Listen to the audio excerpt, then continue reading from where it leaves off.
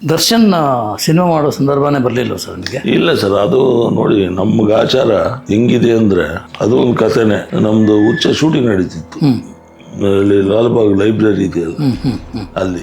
ನಾನು ಸುದೀಪ್ ಎಲ್ಲ ಇದ್ವಿ, ಹೀರೋಯಿನ್ ಎಲ್ಲ ಇದ್ರು.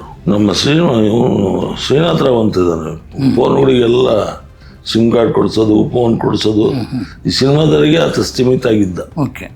ಕ್ಯಾಂಡಿ ಕೊಂಡದ್ಮೇಲೆ ಬರೋನು ಎಲ್ಲರಿಗೂ ಹೀರೋಗಳಿಗೆ ಸಿಮ್ ಕೊಡ್ಸೋದು, ಚಾರ್ಜ್ ಮಾಡಿಸೋದು. ಅವನು ನಮಗೆ ಭಾಳ ಹತ್ರ, ಒಂದು ಎಲ್ಲರಿಗೂ ಹತ್ರ ಬಿಡಿ. ಅವನು ಇವ್ರಿಗೆ ಕರ್ಕೊಂಬಂದ ದರ್ಶನ್ ಬೈಕ್ ಮೇಲೆ.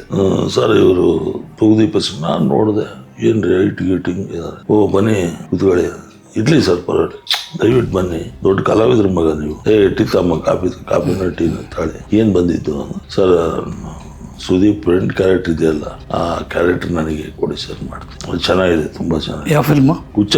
ಅಯ್ಯೋ ರಮ, ಹೇಳಿ. ತಾರ್ಕೇಶ್ ಪಟೇಲ್ ಮಾಡಿದ, ಗೊತ್ತಾಯ್ತು. ಆ ಕ್ಯಾರೆಕ್ಟರ್.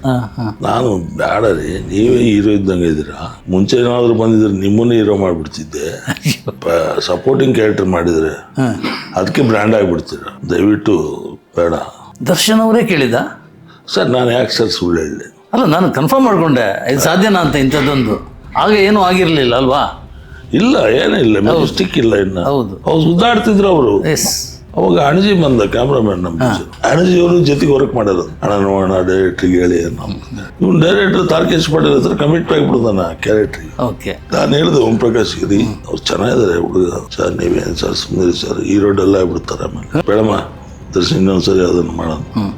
ನಾನು ಹೇಳಿದೆ, ದರ್ಶನ್ ಬೇಜಾರಾಗಬೇಡಿ ದಯಮಾಡಿ, ನೆಕ್ಸ್ಟ್ ನಿಮ್ಮದು ಹಾಕೊಂಡು ಒಂದು ಸಿನಿಮಾ ಮಾಡ್ತೀನಿ. ನೀವು ಮುಂಚೆ ಸಿಕ್ಕಿದ್ರೆ ನಿಜವಾಗ್ಲೂ ಹುಚ್ಚಾಗಿ ನೀವೇ ಮಾಡಿಸ್ತಿದ್ದೆ, ನಾನು ಬೇರೆ ಸುಳ್ಳು ಟಕ್ ಕೇಳಲ್ಲ ಅಂದೆ. ಆಯ್ತು ಸರ್ ಅಂತ ಹೋದ್ರು.